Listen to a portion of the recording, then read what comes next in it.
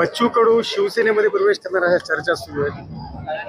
बघा, या लोकशाहीमध्ये परंपरा आहे, प्रत्येकाला कुठे जावं काय नाही जावं अशा पद्धतीने प्रत्येकाचा अधिकार असतो आणि त्यामुळे ज्याचं त्याचं विचाराचं स्वातंत्र्य आहे। खासदार अशोक चव्हाणांनी घोषणा केली होती की 4,000 कोटीचा तो हेलिकॉप्टर बनवण्याचा कारखाना नांदेडला येणार आहे। परवा उद्योग मंत्री उदय सामंत आले होते, त्यांनी मला सांगितलं की मला कल्पनाच नाही असं काही होणार आहे नांदेड।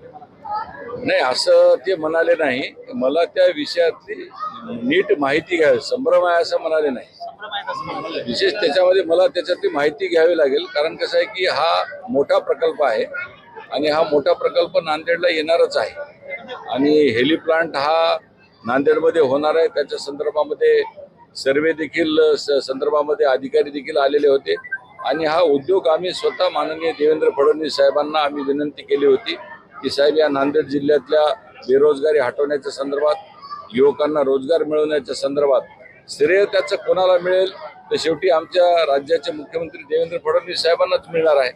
त्यामुळे देवेंद्र फडणवीस साहेबांच्याच नेतृत्वाखाली सर्व मंत्री काम करतात। त्यामुळे नांदेड हे रिमोट प्लेस आहे। नांदेडमधला हा मागासलेपणा दूर करण्यासाठी या ठिकाणी जर हेली प्लांट येत असेल तर त्याचं आपण सगळ्यांनी स्वागतच केलं पाहिजे। त्याचं ते सर्वे होईल आणि त्या सर्वेच्या नंतर जागा निश्चित होईल।